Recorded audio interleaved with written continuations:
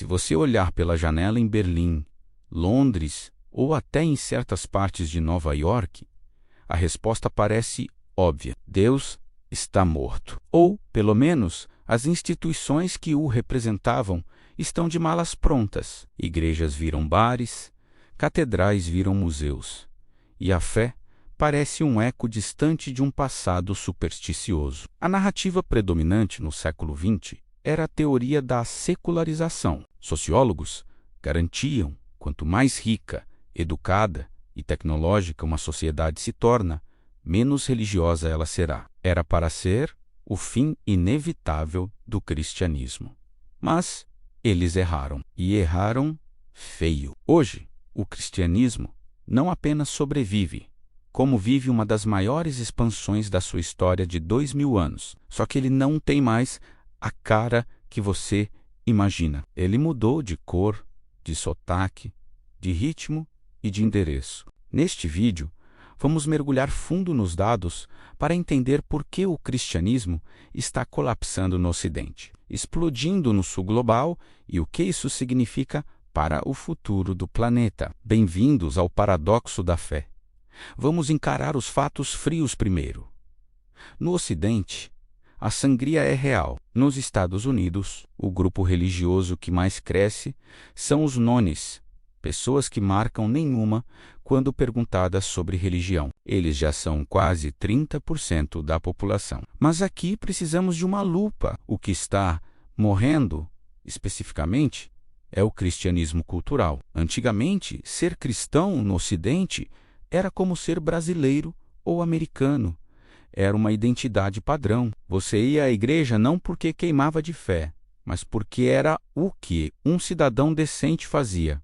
Era cívico, não espiritual. Hoje, esse cristão nominal desapareceu. A pressão social agora joga contra a religião. Se você diz que é cristão hoje em dia em Paris ou Seattle, você precisa realmente querer ser cristão, porque não ganha pontos sociais por isso. Pelo contrário, pode ser visto com desconfiança. E não podemos ignorar o elefante na sala.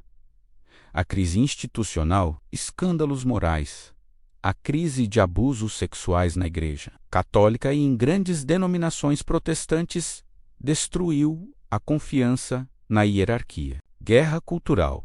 Para a geração Z, a igreja muitas vezes é vista não como um local de amor, mas como um bastião de julgamento contra pautas LGBTQ e direitos reprodutivos. O resultado: as igrejas mainline tradicionais, históricas, estão vazias. Mas será que isso significa que a espiritualidade acabou? Não, ela apenas se tornou desinstitucionalizada. Enquanto a Europa discute como transformar igrejas em pistas de skate, algo extraordinário acontece abaixo da linha do Equador. Estamos vendo a maior mudança demográfica na história da religião. Pense nisto. Hoje, existem mais anglicanos na igreja todos os domingos na Nigéria do que em toda a Inglaterra e Estados Unidos somados. A maior igreja do mundo não está no Vaticano nem no Texas. Está em Seul, na Coreia do Sul. Por que isso acontece? Existem 3 fatores sociológicos aqui. Demografia pura: o Sul global é jovem e tem altas taxas de natalidade. A Europa é velha e encolhe. A religião é transmitida principalmente de pais para filhos. Onde nascem crianças, a religião cresce. Rede de segurança social.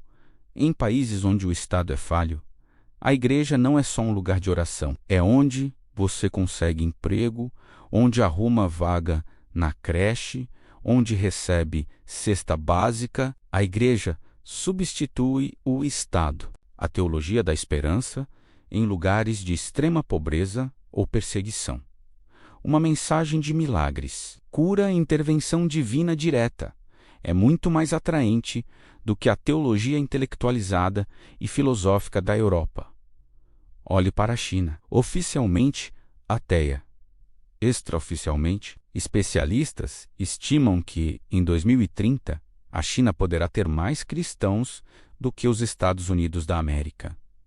O cristianismo lá oferece uma comunidade ética em meio a um capitalismo selvagem e um Estado controlador. Nós não podemos falar desse assunto sem falar do Brasil. O Brasil é, hoje, o maior laboratório religioso do mundo. Em poucas décadas, o país deixou de ser o maior país católico do mundo para se tornar uma potência evangélica. Se as tendências continuarem 10 anos, católicos podem ser minoria pela primeira vez desde a chegada de Pedro Álvares Cabral. Mas note o tipo de cristianismo que cresce no Brasil não é o luteranismo alemão silencioso, é o pentecostalismo e o neopentecostalismo.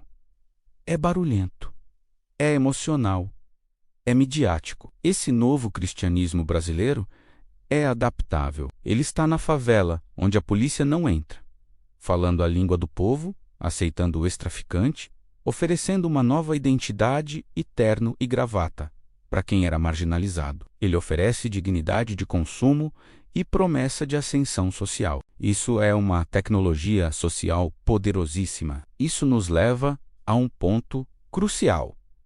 O cristianismo não está morrendo, ele está se pentecostalizando. O que isso muda na prática? Tudo. O cristianismo do futuro será menos focado em dogmas escritos e mais em experiência mística. A fé racionalista do norte global perdeu a batalha para a fé experiencial do sul global. As pessoas querem sentir, não apenas entender. E isso cria um fenômeno curioso chamado missão reversa. Durante séculos, europeus foram para a África e América do Sul para evangelizar. Agora, padres nigerianos, pastores brasileiros e missionários coreanos estão indo para a Europa para recristianizar os pagãos europeus. Isso gera choques culturais imensos. Imagine um bispo africano conservador liderando uma congregação liberal na Inglaterra. As tensões sobre temas como o casamento gay dentro da igreja anglicana ou metodista são, na verdade, um choque geográfico entre o norte progressista e o sul conservador. Então, para onde vamos? As projeções para 2050 indicam que o cristianismo continuará sendo a maior religião do mundo, mas será irreconhecível para um europeu do século XIX, será uma fé de rosto não branco, provavelmente mais conservadora em moralidade sexual, mais focada em sobrenatural e milagres, politicamente muito influente em economias emergentes. No entanto, há um alerta: a secularização que atingiu a Europa vai atingir o Brasil ou a Nigéria quando esses países enriquecerem. Alguns sociólogos dizem que sim.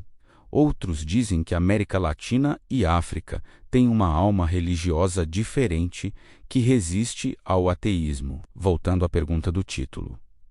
É o fim do cristianismo? Não. É o fim do cristianismo europeu e colonial? Absolutamente. Sim. E talvez isso seja, ironicamente, o que garanta a sobrevivência da religião. O cristianismo começou como uma seita de marginalizados no Oriente Médio, perseguida pelo Império. Ao longo da história, sempre que ele se tornou muito poderoso e institucional, ele se corrompeu. Talvez, ao perder o poder na Europa e nos Estados Unidos da América, e ao voltar a crescer entre os pobres e emergentes do Sul, a religião esteja apenas voltando às suas origens. Catedrais vazias podem ser tristes para a arquitetura, mas igrejas lotadas em garagens sugerem que a busca humana pelo divino está longe de acabar. Ela apenas mudou de endereço. Esse foi um mergulho profundo, mas eu quero saber a sua percepção local. Você vê as igrejas tradicionais esvaziando e novas surgindo no seu bairro? Você acha que o Brasil vai seguir o caminho da Europa e virar ateu? Ou vamos continuar religiosos para sempre? Escreve um textão aqui embaixo. Eu leio todos. Se você gostou dessa análise, não esquece o like e se inscreve no canal para a gente continuar explorando as grandes perguntas do mundo moderno. Até a próxima.